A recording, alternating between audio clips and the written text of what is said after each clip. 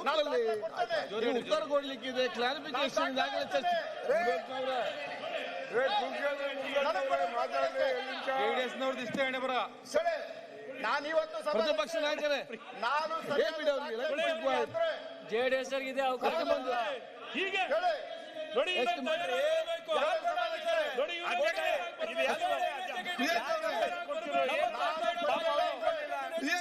ನಿಮ್ಗೆ ಕೊಟ್ಟಿಲ್ಲ, ನಾವು ನಿಮ್ಮ ನಂಬಿಕೆ ಇರಲಿಲ್ಲ ನಮ್ಗೆ, ಅದಕ್ಕೆ ನಿಮ್ಗೆ ಕರೆದಿ ಸಿಐಡಿ ಯಾಕೆ ಕುಡಿ ಅಂತ ಕೇಳಿದ್ರು. ಡಿಸ್ಟರ್ಬ್ ಮಾಡ್ತೀರಿ ನೀವು, ಯಾಕೆ ಬಲಿ ಆಗ್ತೀರಿ? ನೀವು ಕೊಡ್ಲೇ ಇದೇ ಸದನದಲ್ಲಿ ಅಶೋಕ್ ಅಣ್ಣ ಅವ್ರು ಹೆಂಗ್ ಓದ್ತಾ ಇದ್ರು ಓದಿದ್ಕೆ ನಿಮ್ಗೆ ನಿಮ್ಮ ಅವಾಗಿನ ಇಲಾಖೆನಲ್ಲಿ ಸಾಮಾನ್ಯ ಪ್ರಜ್ಞೆ ಕೂಡ ಇರಲಿಲ್ಲ, ಕಾಮನ್ ಸೆನ್ಸ್ ಇರಲಿಲ್ಲ, ಅದಕ್ಕೆ ನೀವು ಕರೆದಿದ್ದು ನಿಮ್ಗೆ ನೆನಪಿಗೆ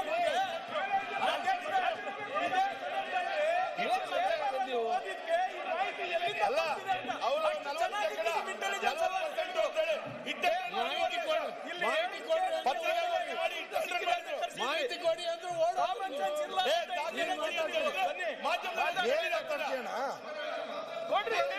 ಸುಮ್ಮನೆ ಮಾತಾಡ್ಬೇಕಷ್ಟೇ, ಮಾತಾಡೋ ವಿಚಾರ ಗೊತ್ತಾಗಬೇಕಲ್ವಾ? ಯಾಕೆ ಕ್ಯಾಂಪ್ ಚೇಂಜ್ ಮಾಡ್ತೀರ? ಅವ್ರಿಗೆ ಇಂಟ್ರೆಸ್ಟ್ ಕಡಿಮೆ ಇರ್ಬೋದು, ನೀವ್ಯಾಕೆ ಈ ರೀತಿ ಮಾಡ್ತೀರಿ? ನೀವೇ ಮಾತಾಡ್ತದ ಅಧ್ಯಕ್ಷರೇ, ಈ ಅಬ್ಕಾರಿ ಚರ್ಚೆನೇ ಇಷ್ಟು ಜಗಳನೇ ಆಗೋದು. ಎಲ್ಲರಿಗೂ ಅವಕಾಶ. ವಿಚಾರವನ್ನ ಸಂಪೂರ್ಣ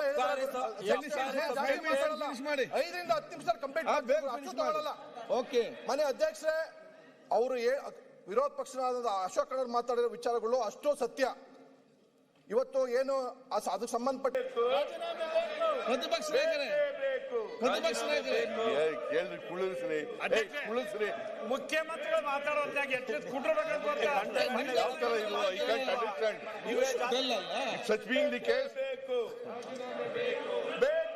ನಾವು ಇನ್ಯಾವತ್ತೂ ಒಪ್ಪಲ್ಲ, ನೀವು ಕರೆದು ಒಪ್ಪಲ್ಲ. ನಾವು ನೀವು ಈ ರೀತಿ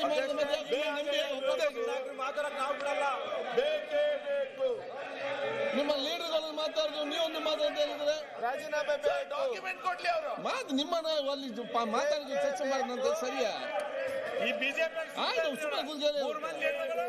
ಶಿಕ್ಷಕ ಮಾತಾಡೋದು ಬಿಡಪ್ಪ ಸಾಕು.